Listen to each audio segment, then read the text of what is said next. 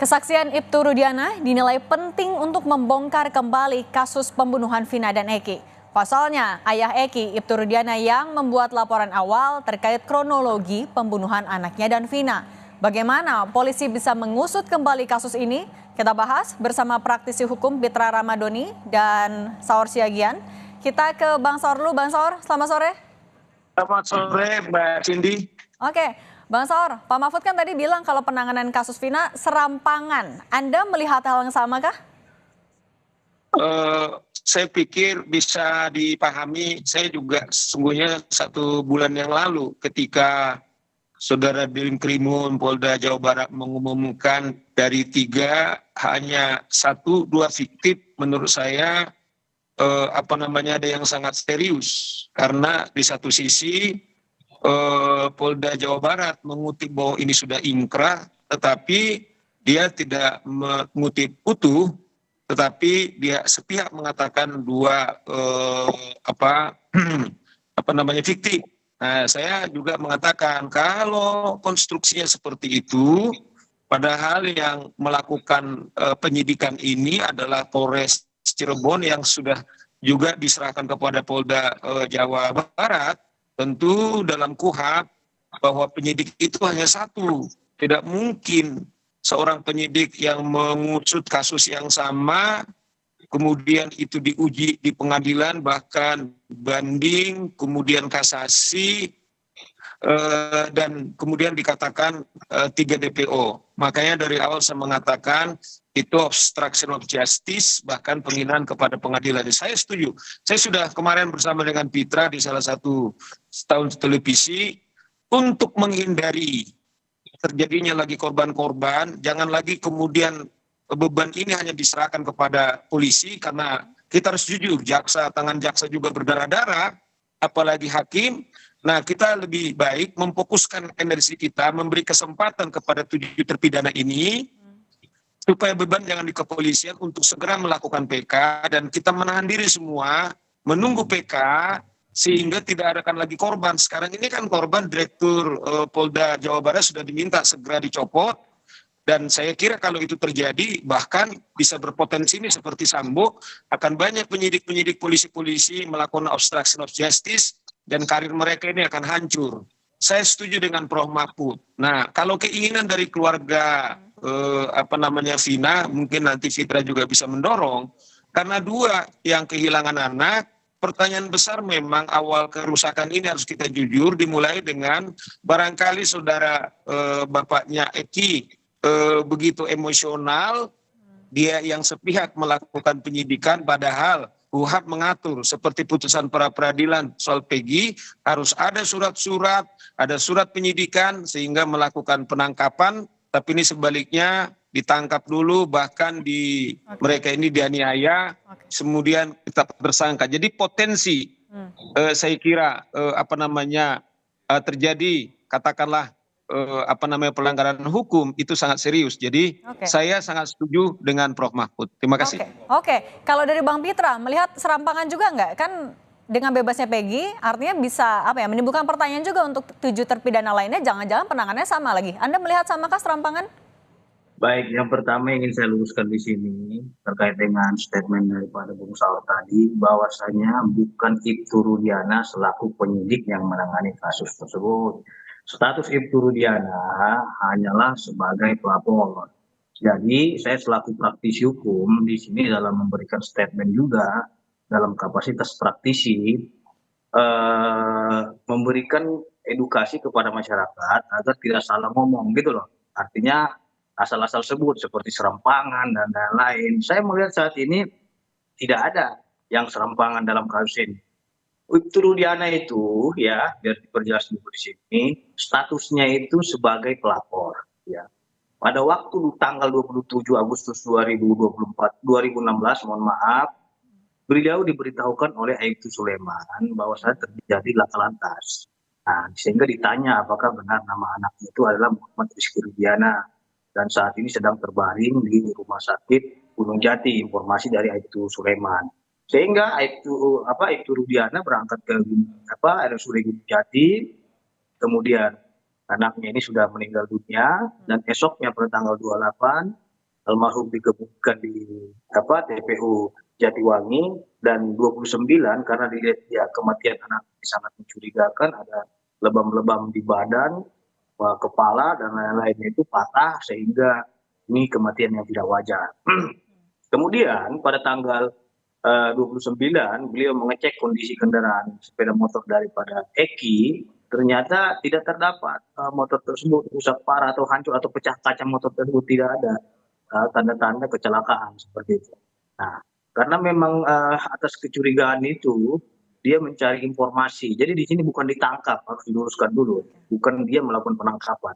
Pada tanggal 31-nya ya pukul 14.00 WIB dia bertemu dengan saudara AF dan Dede, cari informasi terkait dengan peristiwa tanggal 27 Agustus 2016. Nah, saudara Dede menyampaikan bahwa ia melihat keributan gitu loh, keributan pada malam hari itu, sehingga si Ibturiana ini memberikan nomor ponselnya sembari Bang Pitra, tapi dari keluarga Vina sendiri menanggapi ada yang ditutup-tutupi dari Ibturudiana. Anda menanggapi gimana? Ibturudiana di mana sekarang?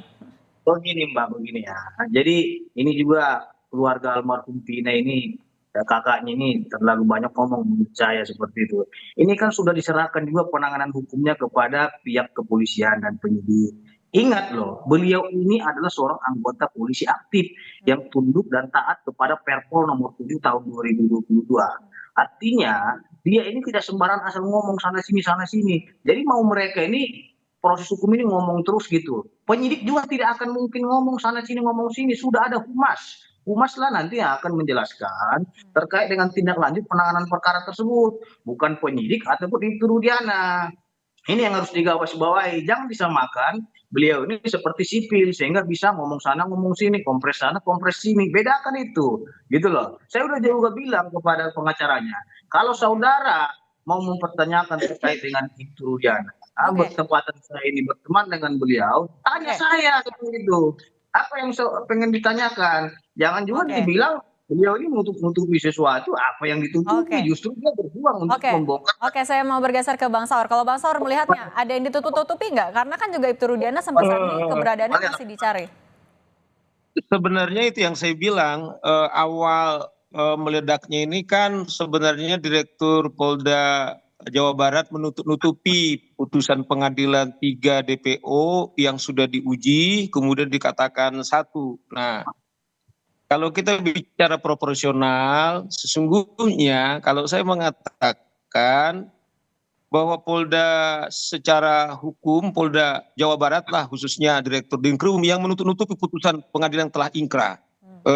Mbak Cindy, dalam konteks filosofi hukum sesungguhnya, makanya proses kita itu berjenjang mulai pengadilan negeri, pengadilan tinggi, kasasi, kemudian sampai ingkrah, itu sama dengan undang-undang.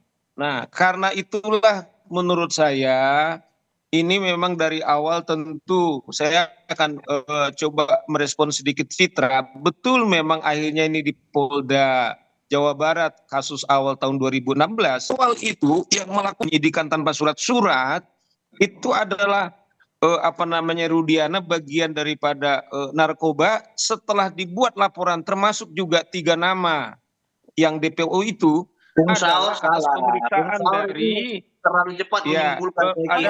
Rudiana ingat ya. Itu Rudiana itu menyerahkan yang 8 orang ini ke Reskrim Polresta Cirebon. Jadi bukan beliau yang menyidik. Yang melakukan interogasi juga reserse kriminal umum. Itu harus digarisbawahi. Jangan juga kita mendengar hoax dan lain-lain, dia penyidiknya, dia yang melakukan pemeriksaan dan lain-lain, itu salah gitu loh. Nah, sehingga kalau memang kita mau mengetahui fakta yang sebenarnya, datanglah ke penyidik, bertanya langsung ke penyidik. Jangan baca-baca berita yang isunya belum jelas gitu loh. Karena saya sudah mengetahui langsung bahwasanya status beliau hanyalah pelapor dan yang melakukan pemeriksaan itu tanggal 31 itu interogasinya adalah Satreskrim. Begitu saudaraku. Jadi biar kita juga nggak salah-salah penafsiran. Jadi jangan juga kita, karena kita lihat informasi yang belum akurat, jadi kita sampaikan ketidakbenaran yang sesungguhnya itu masih abu-abu ataupun tidak jelas. Gitu fakta yang sebenarnya. Oke, Bang Saya Saur. kira kalau cara Fitra model begini menurut saya akan semakin menenggelamkan menurut saya teman-teman polisi. Bahkan sekarang sebentar. Kau fakta yang sebenarnya. Itu Bung justru Saur. fakta yang sebenarnya, makanya ini katanya 3 DPO itu putusan pengadilan. Mengenai Nah, dengan ternyata 3 DPO makanya itu, kita hormati hanya putusan berdasarkan pra-peradilan putusan pengadilan.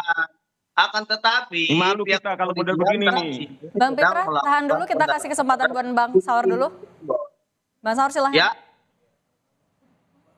Ya, Cindy. Kita malu loh ditonton begini nih. Nah, Oke, jadi kita ke Bang Saur dulu. Bang Saur makanya kan silahkan dibilang dilanjutkan. Jaringannya rusak. katanya kan 3 DPO. Diujilah hanya 1 katanya. Ternyata putusan pra-peradilan ngawur. Nggak bener.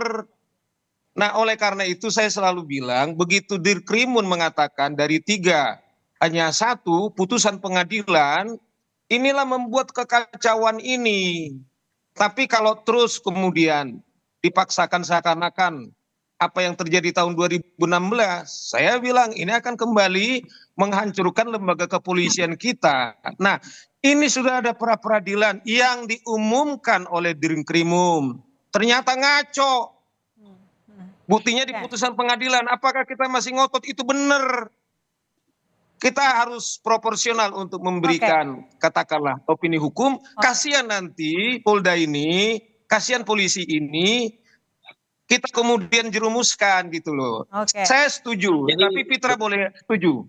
Jadi ya, begini ya Bung Saur ya. Jadi tetapi kalau saya mengatakan apa statement daripada Pak Menko, saya juga mengatakan 1,5 bulan yang lalu ketika saya pertama diminta narasumber, begitu Polda Jawa Barat mengatakan dari 31 ini pelanggaran serius, ini adalah fiktif, berarti orang-orang ini semua terkait dengan adalah menurut saya adalah ini fiktif. Yang bicara dulu nih Bung Saur, gantian dulu ya.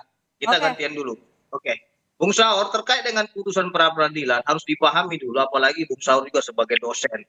Putusan pra-peradilan itu bukan memutus bersalah atau tidaknya seseorang, akan tetapi dia memutus sah atau tidaknya, baik itu penangkapan, tersangka, penyitaan, dan lain-lain. Jadi itu bukan menyangkut pokok perkara. Jadi ini yang dipahami masyarakat seolah-olah pokok perkaranya pidananya gugur gitu. Nah, jadi putusan pra-peradilan itu di situ kenapa itu pemohon itu dikabulkan, permohonannya PS itu dikarenakan ada kekeliruan dari penyidik dahulunya itu belum melakukan pemanggilan sebagai saksi terhadap Bang Pitra, kami sudah tangkap. Itu pemanggilan ini yang dahulunya sehingga Bang Pitra, terima kasih. Tersangka belum, bukan masalah pokok perkaranya. Begitu Cindy. Baik. Bang Saur singkat saja, artinya apa yang harus dilakukan? Fitra lupa seakan-akan dia memisahkan antara peristiwa 2016 sampai detik ini. Itu masih namanya Peggy yang diumumkan oleh polisi itu adalah 3 DPO.